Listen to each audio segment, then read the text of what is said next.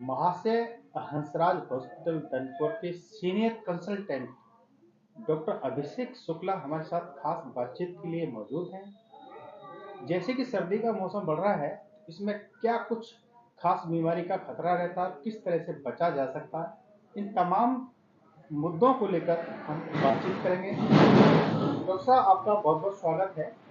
जैसे ये सर्दी का मौसम चल रहा है, तो इसमें किस तरह की बीमारियों का होने का खतरा रहता है और किस तरह से बचाव किया जाना चाहिए?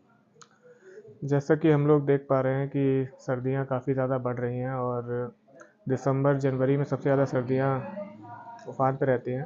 तो इसमें जो सबसे ज़्यादा बीमारियाँ चल रही हैं, एक तो खांसी ज़ुकाम, ये जो हमारी यंग जनरेशन है, और मतलब यंग जनरेशन क्या, हर उम्र की जनरेशन को खांसी ज़ुकाम की दिक्कत तो काफ़ी आ ही रही है, और इसके साथ बुखार आना, ये सारी दिक्कतें उनकी चल रही हैं। बट जो सबसे गंभीर समस्या है वो यही है कि जो हमारे बड़े बुज़ुर्ग हैं, 60 साल इससे ऊपर के लोग हैं, और जिनको पहले से कोई और बीमारी जैसे बीपी की दिक्कत है, शुगर की दिक्कत है, कोमॉर्बिडिटीज़, ये दिक्कतें जो इनको हैं, तो ऐसे लोगों को सर्दी से बचना बहुत ज़रूरी है। गर्म कपड़े पहन के रखें, कोई भी ज़्यादा ठंडी वस्तुएं ना बार बार लें। जैसे कि सीओपीडी हो गया, अस्थमा हो गया। सीओपीडी मतलब इसमें ये क्रोनिक एक लंग्स की बीमारी होती है, हमारे फेफड़ों की बीमारी होती है, जो कि अक्सर धुएं से, धूम्रपान से, बीड़ी सिगरेट, इन सब से होती है। तो इन चीज़ों से बचाव रखना बहुत ज़रूरी है, क्योंकि ये क्या है, अगर सर्दियाँ बढ़ रही हैं, ये लोग इसका पूरा बचाव नहीं कर रहे हैं सर्दियों का, तो ये बीमारियाँ और ज़्यादा गंभीर हो जाती हैं। तो अपना टाइमली अपनी दवाइयाँ जो उनको उनके डॉक्टर ने दे रखी हैं, वो अपनी टाइमली दवाइयाँ खाएं, सर्दी से बचें। और कोई भी छोटी मोटी दिक्कत या कोई परेशानी लग रही हो तो तुरंत अपने नज़दीकी डॉक्टर को जाके दिखाएं। अच्छा, जो हार्ट के पेशेंट हैं, उनको क्या कुछ सावधानी रखनी चाहिए इस मौसम में? हार्ट के पेशेंटों को इस बहुत ज़्यादा ज़रूरी है कि अपना पूरा ध्यान रखें, स्पेशली सर्दियों में पूरे गर्म कपड़े पहन के रहें।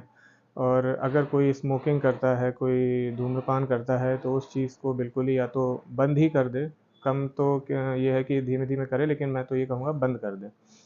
और जैसे कि सर्दियाँ ज़्यादा बढ़ती हैं तो वेज़ो कॉन्स्ट्रिक्शन, हमारी नसें जो हैं वो कॉन्स्ट्रिक्ट कर जाती हैं। इससे क्या है, बीपी का फ्लक्चुएशंस आने लगते हैं, और हार्ट अटैक का जो चांसेस है वो बढ़ जाते हैं।